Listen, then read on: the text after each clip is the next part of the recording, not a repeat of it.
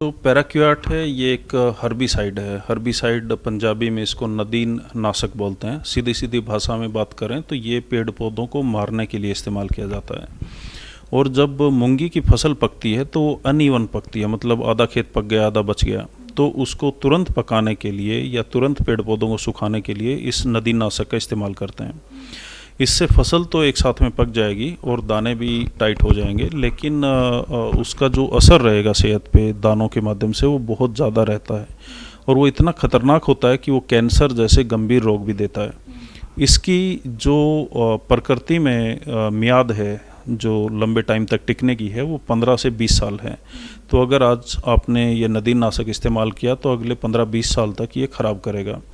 इससे कैंसर हो सकता है, सिजोफ्रेनिया हो सकता है, ब्लड रिलेटेड जो बीमारियां हैं वो हो सकता है। और पीजीआई चंडीगढ़ की भी पुरानी स्टडी है जिसके बताया गया कि जो माँ से बच्चे को कॉर्ड जुड़ी होती है, एम्बिलिकल कॉर्ड, उसके अंदर भी ये केमिकल पाया गया है।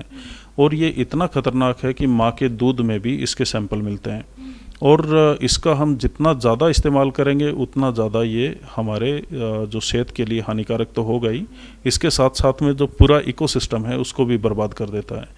और जो मधुमक्खियाँ हैं या जो नेचुरल हमारे साथी कीट हैं उनके लाइफ साइकिल को भी बर्बाद कर देता है। उसकी वजह से पूरा इकोसिस्टम ख़राब होना ही है, खेती ख़राब होती है और उस खेती से जो फसलें उगती हैं वो हमारी सेहत के लिए बेहद ख़तरनाक होती हैं। तो जो दाल हम सोचते हैं कि प्रोटीन मिलेगा खा के हमारी सेहत बनेगी, वो दाल हमें कैंसर जैसे गंभीर रोग भी दे सकती है। पेट के बैक्टीरिया को पूरी तरह ख़त्म कर सकते हैं जिससे डायरिया और हेपेटाइटिस जैसे ख़तरनाक रोग होते हैं और इससे बहुत सारे लोगों की जान भी जाती है। ये पंजाब एग्रीकल्चर यूनिवर्सिटी ने कभी इसका एक बार रिकमेंडेशन दिया था किसी स्पेसिफिक कंडीशन में।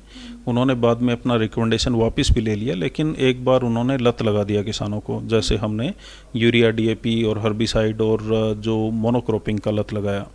तो ये गलतियां तो जो इंटेलेक्चुअल्स होते हैं वही करते हैं और उसके बाद में किसान जब उनको पता लग जाता है कि ये आसान तरीका है, सस्ता है और इसके रिज़ल्ट तुरंत आते हैं, तो वो इसका इस्तेमाल करना चालू कर देते हैं।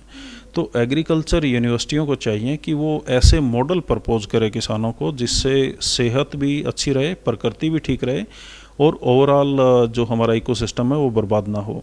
तो जो गलतियां एक बार हो जाती हैं वो रिपीट में दोहराने लगते हैं किसान भी, और कंपनियां इसका बेजा फ़ायदा उठाते हैं।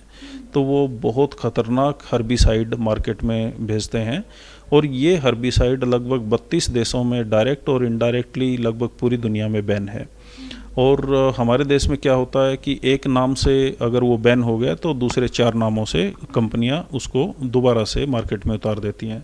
तो वो तो अपना मोटा मुनाफा बनाते हैं और किसान बाद में कुचक्कर में फंसते हैं हॉस्पिटलों के, दवाइयों के, और इस जहर की वजह से उनको अपनी जान भी गंवानी पड़ती है।